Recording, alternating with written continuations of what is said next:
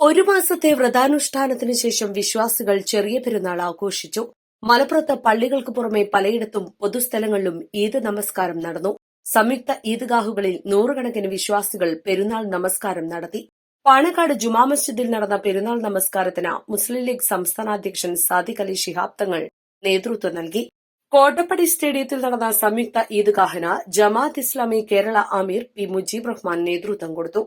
Madin grand മസ്ജിദിൽ നടന്ന പെരുന്നാൾ നമസ്കാരത്തിന് ഇബ്രാഹിമുൽ ഖലീലി ബുഖാരി തങ്ങൾ നേതൃത്വം നൽകി. മഞ്ചേരിയിൽ നടന്ന ഈദ്ഗാഹിന് ടി കെ അഷ്റഫ് നേതൃത്വം നൽകി. വ്രതചൈതന്യത്തിന്റെ ഊർജ്ജപ്രവാഹത്തിൽ തക്ബീർ ധ്വനികൾ ഉരുവിട്ടും പരസ്പരം ആശ്ലേഷിച്ചും ആശംസകൾ നേർത്തും മുസ്ലിം സമൂഹം ചെറിയ പെരുന്നാൾ സ്നേഹം കൈമാറി. വിശ്വാസികൾ അത്തറിന്റെ സുഗന്ധത്തിൽ പുതുകോടിയണിഞ്ഞ പള്ളികളിലും ഈദ്ഗാഹുകളിലും പെരുന്നാൾ നിസ്കാരത്തിന് ഒത്തുചേർന്നു. ഒരു മാസം നീണ്ടുനിന്ന കഠിന വ്രതാനുഷ്ഠാനത്തിന് ശേഷമാണ് വിശ്വാസികൾ പെരുന്നാളിനെ വരവേറ്റത്. റംസാനേകിയ പുണ്യം ജീവിതത്തിലുടനീളം സൂക്ഷിക്കാൻ ഓരോ വിശ്വാസികളും തയ്യാറാകണമെന്ന് ഇമാമുമാർ ആഹ്വാനം ചെയ്തു.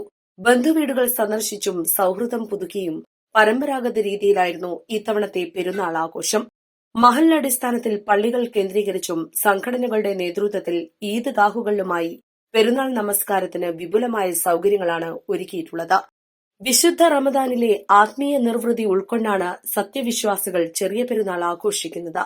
ഒരു മാസക്കാലത്തെ വ്രതം കൊണ്ട് സ്ഫുടം ചെയ്തെടുത്ത മനസ്സും ശരീരവും ആത്മീയ ചൈതന്യം കെടാതെ സൂക്ഷിക്കാനും മനുഷ്യ മനസ്സുകൾക്കിടയിൽ സ്നേഹത്തിന്റെയും സാഹോദര്യത്തിന്റെയും ഊഷ്മള ബന്ധം ശക്തിപ്പെടുത്താൻ വേണ്ടിയുള്ള പ്രതിജ്ഞ ചെയ്യാനുള്ള സുരഭില സന്ദേശമായിട്ടാണ് ചെറിയ പെരുന്നാളിനെ വിശ്വാസികൾ നോക്കിക്കാണുന്നത്. East live, Malappuram.